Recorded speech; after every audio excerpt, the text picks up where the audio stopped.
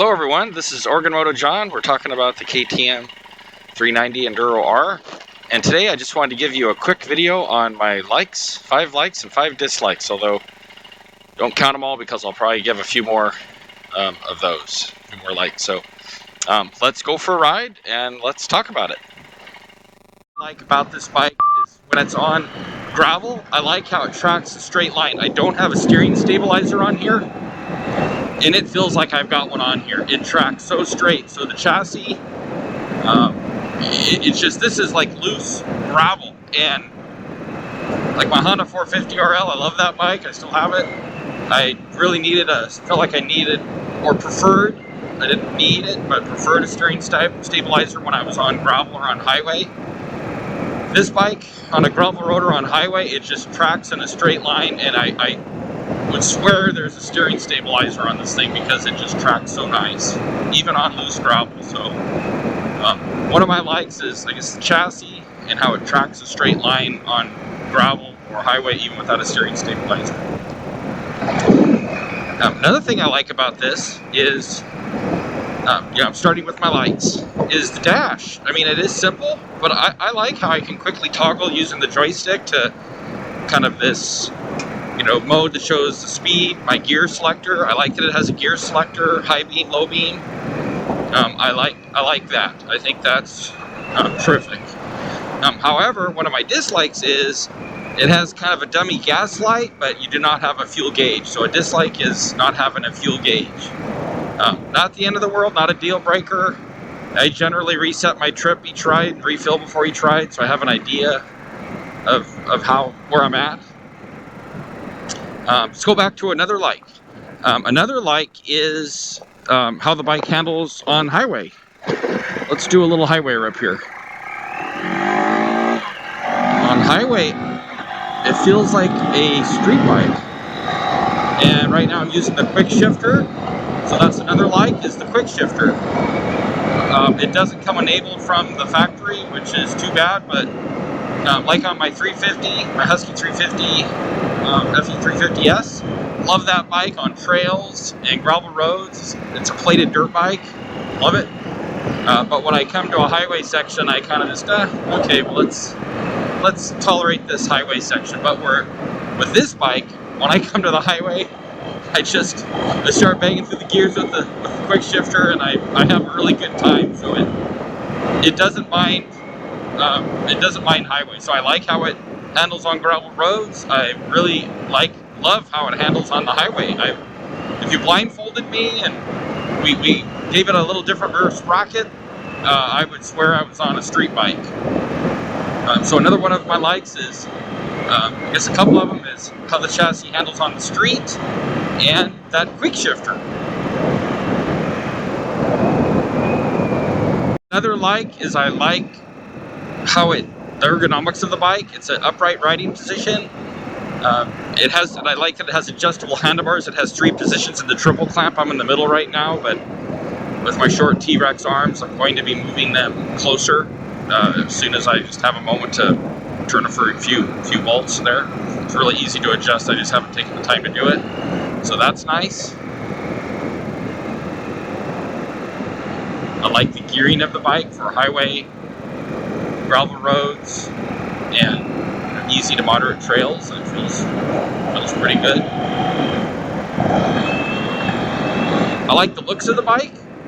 We'll look around the bike here in a second just to kind of make that point. I like that. I like the front forks. The front forks feel adequate to me on everything I've done so far. They're adjustable. Here it is, gravel. This bike just eats up the gravel.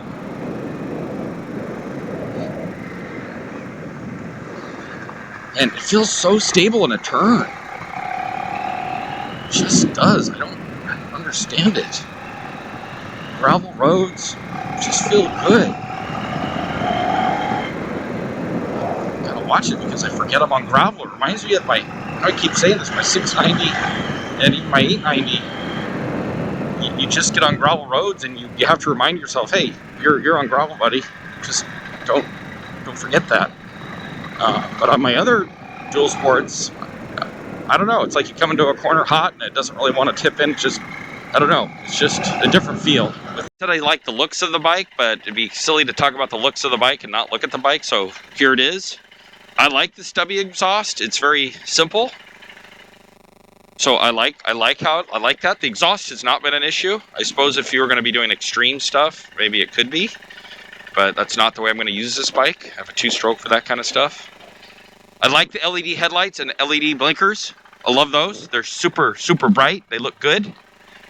I love the brakes. There's another like. The brakes, the front and rear brakes are nice and sensitive. They modulate well. They're powerful. I love the front and rear. I like that it has a oil sight glass so I can see how my oil's doing, if it's dirty or if it's low or high or adequate. Love the brakes. Love the looks. Love the chassis.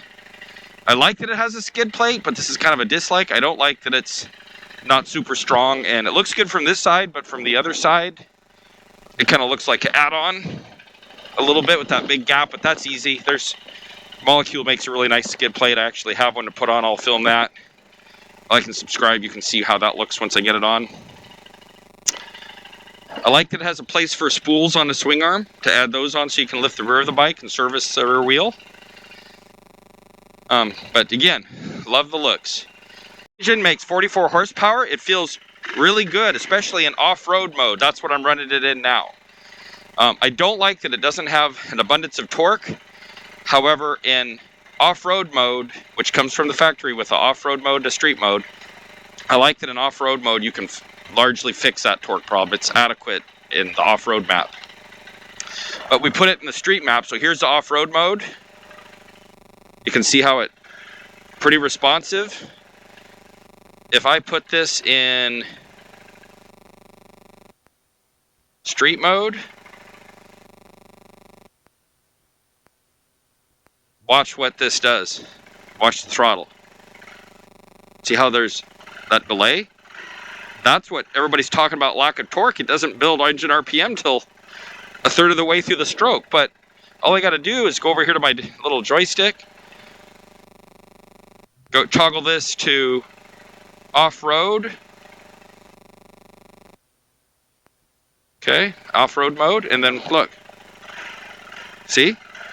So that I run it in off-road mode all the time. So a definitely dislike is the street map, but I don't like that other map. I'm used to getting on the bike from the left side, and anytime I try to do something different, things go bad, so I'm going to get on from the left side.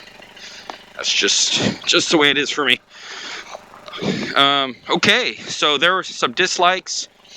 I guess I'm surprised so far the fuel economy hasn't been what I thought it would be. But again, I haven't really driven enough to even adequately comment on that. So I don't want to even talk miles per gallon, because I haven't put enough miles on it to really give you a definitive answer on that. I don't like to talk about stuff that I don't really know about. So there you have it. Another like, the Crew 4 tires. I generally, like I mentioned before, I didn't like those on my KTM 890. I just didn't. But I like them on this. I mean, there's only been once where I was doing a steep, muddy hill climb that I shouldn't have been doing on this bike, that I wished I had knobbies, a little more aggressive knobby. But on this kind of stuff, Blackberry, on this kind of stuff, you know, gravel roads, pavement, they have felt great, and really that's what this bike is meant for. And even when I was off-road, I feel like if I had narrowed down a little bit, I was at 28 pounds, which is super high for off-road, especially mud and dirt. I think I would have done much better, but I didn't fiddle with it. I didn't take the time. But here we go. I mean, I get on this thing on a gravel road, and this thing just wants to go. And I'm cruising at 70 miles per hour. Sometimes there's elk out here, and you think they're cattle, but they're elk and cattle. But I mean, I'm going like 65 down this loose gravel, and the bike tracks so nice. This bike isn't getting the steering stabilizer. It doesn't need one. trying to think of some more dislikes. Oh, how could I leave this off? The rear shock. Now, to give a balanced opinion on this gravel road today, there hasn't been a lot of washboard. It has felt great. It's been plush. On the highway, it's been great. So it's not like an automatic swap it out kind of a thing, because so far in today's ride, it hasn't been an issue. And I haven't fiddled with adjusting it yet, so I'll try some adjustments and post on that. But the rear shock, if you push it hard in, and I love this quick shifter coming out of the road like this. If you push it hard, it will start to, bounce around. It becomes a little bouncy, flouncy, little pogo stick action. But like here, there's a little washboard, hitting it going 50. I didn't even notice it. So it feels fine in most circumstances. It's just, if you're gonna get on, single track and you're doing some root drops and there's multiple ones in a row, you'll feel the back end start to just hop around a little more than you would like. But KTM is coming out with shock for that, and I'm sure there'll be lots of aftermarket, things that, shock for it, and I'm sure there'll be lots of aftermarket solutions for that rear shock. But again, on all this stuff, it's been fine today. I haven't encountered any major washboard that was an issue. I love this pretty fall riding. So the rear shock was a dislike. I guess the fuel mapping in street mode was a dislike.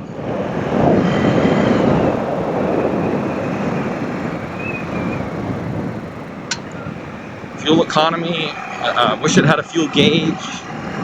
Skid plate, dislike. There's very few, and most of the dislikes.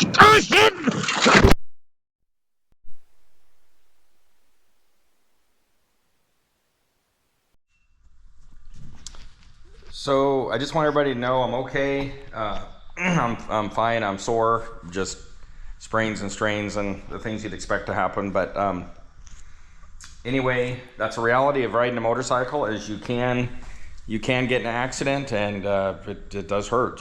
So that's reality. I'll definitely keep riding. I'll probably be a little more cautious. I hit that deer at around 55 miles per hour. So I could have been going slower, and I could have started braking before I did too. It kind of snuck out of the side there, but anyway, still like the bike. Just want to show you how the bike made out. Just a little abrasion on the guard there. I'll have to replace that. It actually saved my brake lever though. Mirrors survived. Front fender is gone. You can see some deer hair up here, up there. So he must have really, penetrated the bike. Or I penetrated him, however you want to think about it. We've kind of made a pretty good impact. Just the fairing took a hit. Tank made out fine. I'm happy about that. And side case did good. The brake bent, but the lever didn't, but the little tabby on the end did, so I'm happy that made it. Foot peg did okay. Rear set, probably replaced just that. Rear blinker took the hit. My spool protected my bike. I'll definitely put one of those back on. The rear blinker took the hit. Did not break, so that's impressive. I can attest those are strong on the Enduro R, the 390. Just got a new fork guard here, and the reflector got ripped off. I'll replace this little end here.